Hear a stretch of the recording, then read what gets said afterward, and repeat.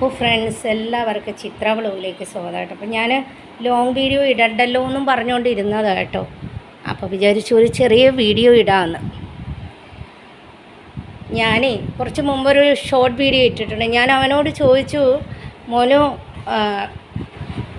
ഒരു പണിയും കഴിഞ്ഞ് വന്നപ്പോൾ ഇവനെ കാണാനില്ലേ. അപ്പം ഞാൻ ചോദിച്ചു, മോനു ദീപക്ക് വന്നോ, വരേണ്ട സമയമായല്ലോ എന്ന്. ഓടി ആ കൊച്ച് ഇവിടെ വന്ന് ഈ സിറ്റ് ഔട്ടിലിരുന്ന് ദീപക്കിനെ നോക്കുന്നു കേട്ടോ. അപ്പോൾ ഞാൻ പറഞ്ഞു, മോൻ അവിടെ ഇരിക്കണ്ട, ദീപക്ക് വരുമ്പോൾ കോളിയും മേലെ അടിച്ചോടെ മോർണിംഗ് വന്നേക്കെ. ഇത്ര നന്ദിയുള്ള ജീവി എന്നറിയാമോ. നമ്മൾ മനുഷ്യനെ വിശ്വസിക്കുന്നുണ്ടല്ലോ ഫ്രണ്ട്സ്, സത്യമാണ് കേട്ടോ. പെട്ടെന്ന് ആരെയും വിശ്വസിക്കരുത് കേട്ടോ, വിശ്വസിക്കരുത്. ആരെയും മനസ്സ് തുറന്ന് സഹായിക്കാൻ നിൽക്കരുത്. അത് നമുക്ക് വലിയ അടിയായി പോകും. അത് നമുക്ക് മനസ്സങ്ങനെ തുറന്ന് സഹായിക്കാം. എനിക്കൊരുപാട് അടി കിട്ടിയിട്ടുള്ളതുകൊണ്ടാണ് ഞാൻ പറയുന്നത് കേട്ടോ. മനസ്സ് തുറന്ന് നമ്മൾ ആരെയും സഹായിക്കരുത്. മനസ്സിൽ ഇച്ചിരി ക്രൂരത വെക്കുന്നത് നല്ലതാണ്. എത്ര നല്ലതെന്നറിയാമോ ഇതുപോലത്തുള്ള ജീവികളെ നോക്കുമ്പോൾ. എത്ര നന്ദിയുള്ള ജീവി എന്നറിയാമോ. നമ്മൾ ഒരു നേരത്തെ ഭക്ഷണം കൊടുത്താൽ മതി, അവർക്കുള്ള നന്ദി ഈ മനുഷ്യർക്കൊന്നും ഇല്ല കേട്ടോ. മനുഷ്യരൊന്നും അങ്ങനെ തരില്ല. എല്ലാവരെയും ഞാൻ പറയുന്നില്ല കേട്ടോ. 100% ഉണ്ടെങ്കിൽ അല്ലെങ്കിൽ 20% നല്ലതായിരിക്കും. ബാക്കിയൊക്കെ ഇപ്പോഴത്തെ കാലം വെച്ച് നോക്കുമ്പോൾ എല്ലാം ആരെയും ഒരാളെയും പെട്ടെന്ന് വിശ്വസിക്കാൻ പോകരുത്. ആർക്കും സഹായം ചെയ്ത് കൊടുക്കരുത്. നമ്മൾ 10 പ്രാവശ്യം സഹായം ചെയ്തിട്ട് ഒരു പ്രാവശ്യം സഹായം ചെയ്തില്ല എന്നുണ്ടെങ്കിൽ ഈ 10 പ്രാവശ്യം സഹായം ചെയ്തതൊക്കെ പോവും കേട്ടോ. സത്യമാണത് ഞാൻ പറയുന്നത്, സത്യമാണ് ഞാൻ പറയുന്നത്. നമ്മൾ 10 പ്രാവശ്യം സഹായം ചെയ്തു, ഒരു പ്രാവശ്യം നമ്മൾ സഹായം ചെയ്തില്ല എന്നുണ്ടെങ്കിൽ ഈ 10 പ്രാവശ്യം നമ്മൾ സഹായം ചെയ്യുന്നത് മൊത്തം തീർന്നു അവിടെ വെച്ചു. പിന്നെ നമ്മൾ കൊള്ളില്ലാതാവും, നമ്മൾ ചീത്തയാവും, അങ്ങനെയൊക്കെ കേട്ടോ. അത് എല്ലാവരും റിലേഷൻഷിപ്പിലും ഉണ്ട്, അല്ലാത്തവരിലും ഉണ്ട്. അതിനേക്കാൾ നല്ലത് ഇവർക്ക് ഭക്ഷണവും കൊടുത്തു തന്നാലേ ഇവർ നമ്മളെ കാണുമ്പോൾ വാലാട്ടെങ്കിലും ചെയ്യും ഇല്ലേ. നമ്മൾ പെട്ടെന്ന് വരുമ്പോൾ ഓടി വരുന്നത് ഇവരായിരിക്കും. നമ്മളെ മക്കളെക്കാൾ മുന്നിൽ ഓടി വരുന്നത് ഇവരായിരിക്കും. എനിക്ക് അങ്ങനെ ഇന്ന് പറയണം തോന്നി കേട്ടോ, അതുകൊണ്ടാണ് പറയുന്നത്. എല്ലാവരെയും ഞാൻ പറയുന്നില്ല, നല്ലത് കാണിക്കുന്നവരും ഉണ്ട്, ചീത്ത കാണിക്കുന്നവരുണ്ട്. പക്ഷേ ഇപ്പോഴത്തെ ലോകം വെച്ച് നോക്കുമ്പോൾ നമ്മൾ ആരെയും തന്നെ വിശ്വസിക്കാൻ പാടില്ല കേട്ടോ. ഓരോ ആളെയും ഇപ്പോൾ കണ്ടിട്ടില്ലേ എന്തൊക്കെയും നടക്കണമെന്ന്. ആരെയും പുറമേ ഉള്ള രൂപം. ഒന്നാമത്തേത് നമ്മളൊരു ഫേസ്ബുക്കിൽ എവിടെയെങ്കിലൊക്കെ കയറി കഴിഞ്ഞാൽ വരണതേ ഫേക്ക് ഐഡിയാണ്. അപ്പോൾ നമ്മൾ കാണുന്ന ആൾക്കാരെ പോലെയൊന്നും ആയിരിക്കില്ല അവരൊക്കെ. പിന്നെ ഇൻസ്റ്റഗ്രാമിലൊന്നും ഞാൻ പോകാറേ ഇല്ല കേട്ടോ. കാരണം ഇൻസ്റ്റഗ്രാമൊക്കെ തുറന്നിട്ട് എത്ര നാളായെന്നറിയാമോ. കാരണം നമ്മൾ നോക്കുന്നവരെ പോലെ ആയിരിക്കില്ല കേട്ടോ. നമ്മൾ പാവം എന്നൊക്കെ വിചാരിക്കണതായിരിക്കും, പക്ഷേ അതൊന്നും അല്ലായിരിക്കും. അവരുടെ റിയൽ സ്വഭാവങ്ങളൊന്നും നമുക്കറിയാം. നമുക്ക് ആരുടെയും ഒരു റിയൽ സ്വഭാവം നമുക്ക് പഠിക്കാൻ പറ്റില്ല. കാരണം എന്തെന്നറിയാമോ, നമ്മുടെ വീട്ടിൽ വരുന്ന ഒരു ഗസ്റ്റായാലും അവർ നമ്മളോട് കാണിക്കുന്നത് എങ്ങനെയാണ് അത് തന്നെ അറിയാൻ പറ്റുള്ളൂ. പക്ഷെ അവരുടെ റിയൽ സ്വഭാവം എന്താണെന്ന് നമുക്ക് അറിയാൻ പറ്റത്തില്ല. അപ്പോൾ ആരെയും കൈയൊഴിഞ്ഞ് സഹായിക്കരുത്.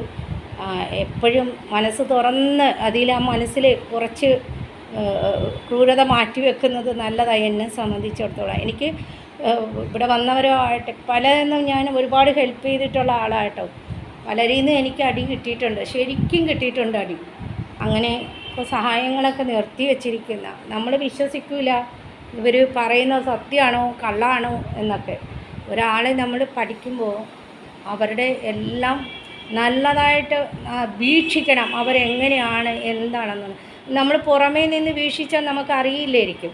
അതിൽ ഉള്ളിൽ എന്താണെന്നുള്ളതൊന്നും അറിയാൻ പറ്റില്ല. ഇപ്പോഴത്തെ കാലം എന്ന് പറഞ്ഞാൽ നമ്മുടെ റിലേറ്റീവ്സിനാവട്ടെ അല്ലാത്തതാവട്ടെ, ഓളിനോളും ഞാൻ പറയുന്നതാണ് കേട്ടോ. നമ്മൾ 10 ദിവസം സഹായിച്ചിട്ട് അതിൽ ഒരു ദിവസം നമ്മൾ സഹായിക്കാതിരിക്കട്ടെ, ഈ 10 ദിവസം സഹായിച്ചതൊക്കെ പോയി. പിന്നെ നമ്മൾ പിറ്റേ ദിവസം തൊട്ട് നമ്മൾ കൊള്ളില്ല, നമ്മൾ ഇതാവും. നമ്മൾ കൊടുത്തു നോക്ക്. അപ്പോൾ 10 മാറ്റിൻ്റെ ഗുണമുള്ളതായിരിക്കും, മറ്റതായിരിക്കും. അയ്യോ എന്താ ചേച്ചി അങ്ങനെ, ചേച്ചി ഇങ്ങനെ, ചേച്ചി ഇങ്ങനെ, നമ്മളെ പൊക്കാവുന്നിടത്ത്. അപ്പോൾ ഈ പൊക്കലൊന്നും കേട്ട് ആരും വീഴരുത് കേട്ടോ. ഇതൊക്കെ വെറുതെ ഡ്രാമയായിരിക്കും കേട്ടോ. പിന്നെ പറയാനെന്ന് വെച്ചാൽ അപ്പോൾ നമ്മൾ ഇതുപോലത്തുള്ള ജീവികൾക്ക് കൊടുത്തു നോക്കും. ഒരു നേരം അവർക്ക് ഒരു ബിസ്ക്കറ്റോ ഒരു പ്രാവശ്യം നമ്മുടെ വെള്ളമോ അവർക്ക് വേണ്ടി കാശ് ചിലവാക്കുന്നതിൽ നമുക്ക് വിഷമം ഉണ്ടാവില്ല. എന്താണെന്നറിയാമോ, അവർക്ക് അത്ര നന്ദിയുള്ള ഒന്നുമില്ലെങ്കിലും ഫ്രണ്ട്സ് നമ്മളെ കാണുമ്പോൾ അവർ വാലാട്ടെങ്കിലും ചെയ്യും.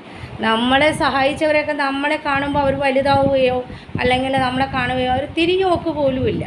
അത് സത്യമോ. നമ്മളിങ്ങനെ ഒരു ആൾക്കാരുണ്ടെന്നേ നോക്കാതെ പോകുന്നവരുണ്ട്.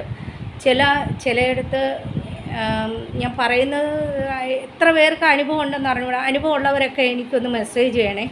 ചിലവർക്കുണ്ട്. എന്താണെന്നറിയാമോ, ഞാൻ ലൈവിൽ വരാമെന്ന് വിചാരിച്ച കേട്ടോ, ഇനി വേറൊരു ദിവസം ലൈവിൽ വരാം. ചിലവർക്കുണ്ട് കേട്ടോ, എന്താണെന്നറിയാമോ, നമ്മൾ കാശുള്ളവരെ കയറ്റുള്ളൂ, കാശില്ലാത്തവരെ കയറ്റൂല. അവർക്ക് പ്രസ്റ്റേജ് തോന്നുന്നവരെ കയറ്റുള്ളൂ, പ്രസ്റ്റേജ് ഇല്ലാത്തവരെ കയറ്റൂല. അപ്പോൾ നമ്മളെ അവിടെ നിന്ന് അവോയ്ഡ് ചെയ്യാൻ നോക്കും.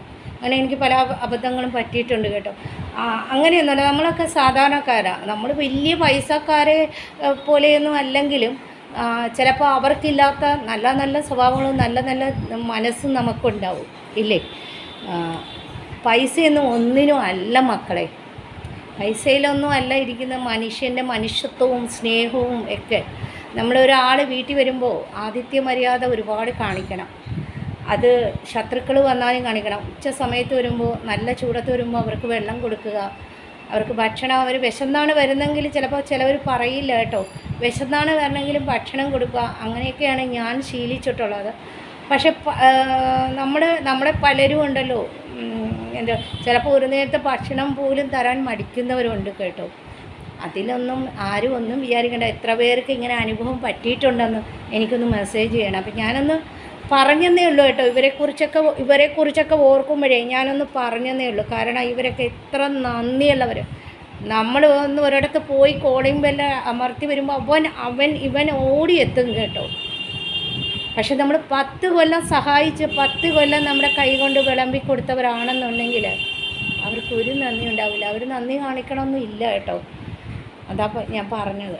അതുകൊണ്ട് ഇവരെ നോക്കുന്നതിലോ ഇവർക്ക് വേണ്ടി കാശ് ചിലവാക്കുന്നതിലോ ഒന്നും നമ്മൾ വിഷമിക്കേണ്ട ആവശ്യമൊന്നുമില്ല. പിന്നെന്ന് പറഞ്ഞാൽ ഇവരെയൊക്കെ നോക്കുമ്പോൾ നമുക്ക് പല മനോവിഷമങ്ങൾ, നമുക്ക് ഫാമിലി ആകുമ്പോൾ പല വിഷമങ്ങളും ഉണ്ടാവുമല്ലോ. ഇതൊക്കെ മറക്കും കേട്ടോ.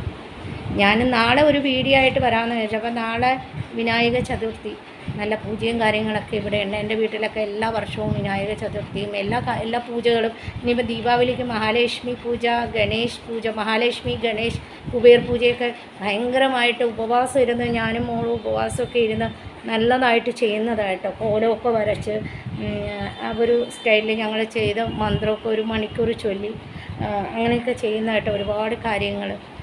അപ്പോൾ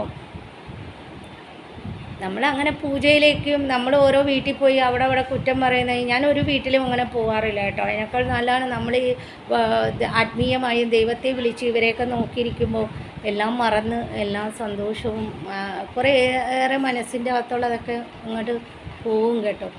ഞാൻ പറഞ്ഞതിൽ ശരിയല്ലേ ഫ്രണ്ട്സ്? അങ്ങനെ എനിക്കിന്ന് പറയാൻ തോന്നി കേട്ടോ. കാരണം എന്തെന്ന് പറഞ്ഞാൽ പല ആൾക്കാരുടെയും പല ഭാവങ്ങളും രൂപങ്ങളൊക്കെ കാണുമ്പോൾ നമുക്കങ്ങനെ പറയാൻ തോന്നും. എന്നെയൊക്കെ വെച്ച് നോക്കുമ്പോൾ ഇവരൊക്കെ 100%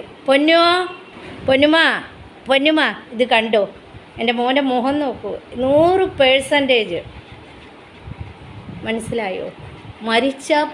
നമ്മൾ മരിച്ചാൽ പോലും അവർ സ്വർഗത്തിലേക്ക് കൊണ്ടുപോകുന്നവരാണ് ഇവർ. കാരണം അത്രയ്ക്ക് നന്ദിയുള്ളവരായിരിക്കും കേട്ടോ.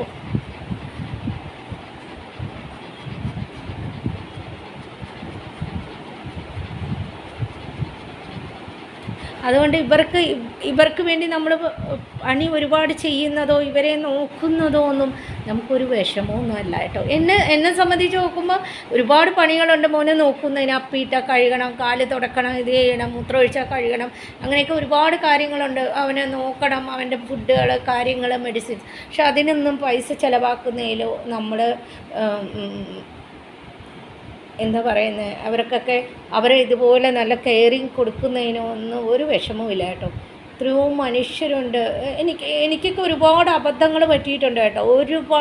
ഒരുപാട് എന്നെ പാര വെച്ചിട്ട് പോകുന്ന എൻ്റെ വീട്ടിലുള്ളവർ പാര വെച്ചിട്ട് പോകുന്നവരൊക്കെ ഇഷ്ടം പോലെയുണ്ട്. കാരണം നമ്മൾ എന്തൊക്കെ ചെയ്തിരുന്നാലും അവരൊന്നും നമ്മളെ ഓർക്കണോ അല്ലെങ്കിൽ ഒന്ന് നാളെ കാണുമ്പോൾ തിരിഞ്ഞ് നോക്കണോ എന്നൊന്നുമില്ല കേട്ടോ. അപ്പോൾ ഇവരെയൊക്കെ ഇങ്ങനെ സ്നേഹിച്ചുകൊണ്ടിരിക്കുക.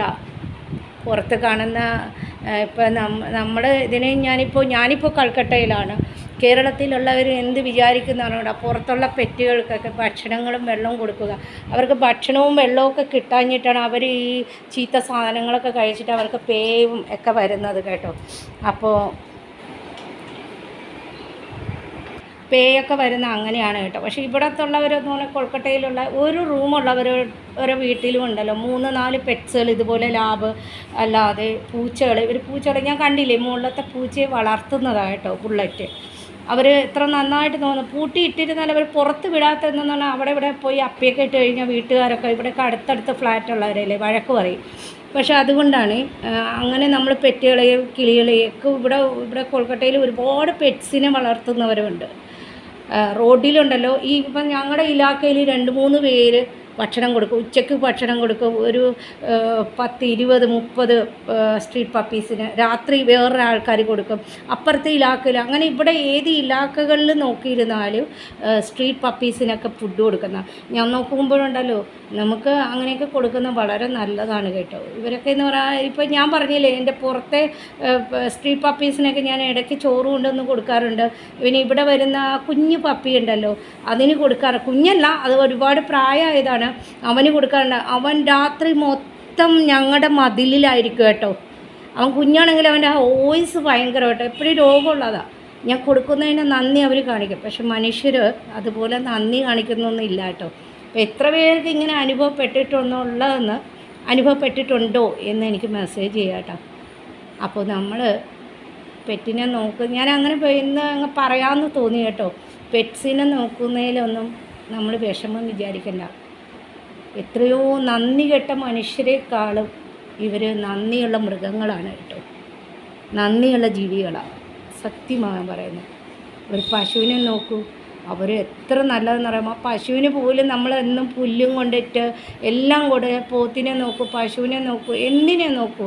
നമ്മൾ ഡെയിലി അവർക്ക് ആഹാരം കൊടുത്ത് കഴിക്കുമ്പോൾ അവർക്ക് എന്ത് നന്ദി എന്നറിയാമോ. ആ പശുക്കളുടെ കണ്ണിൽ നിന്നൊക്കെ ചിലപ്പോൾ കണ്ണിനീര് വരുന്നത് കാണാൻ നമുക്ക് പറ്റൂല. നമുക്കതിനെയൊന്നും വിൽക്കാനോ അല്ലെങ്കിൽ കൊണ്ട് കളയാനോ അങ്ങനെയൊന്നും പറ്റൂല കേട്ടോ ഗൈസ്. അപ്പോൾ ഞാൻ വെറുതെ ഒന്ന് പറഞ്ഞതേ ഉള്ളൂ. അപ്പോൾ ഇവനെ കണ്ടതുമായി അങ്ങനെ ഒന്ന് പറയണമെന്ന് തോന്നി. നമ്മൾ ഒരു മനുഷ്യനെയൊക്കെ പരിചയപ്പെടുമ്പോഴും അല്ലെങ്കിൽ ഒരു മനുഷ്യന് നമ്മൾ സഹായം ചെയ്യുമ്പോഴും ഇവിടെ വരുന്നവരായിരുന്നാലും ഒത്തിരി പേര് നമ്മളറിയാവുന്നവരെ ആയിരുന്നാലും അവരെങ്ങനെ ഏത് തരത്തിലുള്ളവരെന്നൊക്കെ നോക്കിയും കണ്ടൊക്കെ നിന്ന് സഹായം ചെയ്തില്ല. അങ്ങനെ മനസ്സ് തുറന്ന് സഹായം ചെയ്താൽ പോക്കാം കേട്ടോ. പേഴ്സണലായിട്ട് ഞാൻ പറയുകയാണെങ്കിൽ അപ്പോൾ സഹായം ചെയ്യുന്നതിന് മുമ്പൊക്കെ എല്ലാവരും ഒരു 10 വട്ടം ഓർത്തിട്ടൊക്കെ വേണം സഹായം ചെയ്യാൻ. പിന്നെ അങ്ങനെ ഈ നമ്മൾ സഹായം ചെയ്യുന്നുള്ളവരാണെന്നുണ്ടെങ്കിൽ എത്രയോ ക്യാൻസർ പേഷ്യൻസ്, ഈ വയ്യാതെ കിടക്കുന്ന രോഗികൾ, ബെഡിൽ കിടക്കുന്ന രോഗികൾ, അനാഥാശ്രമം അവിടെയൊക്കെ കൊടുക്കുക.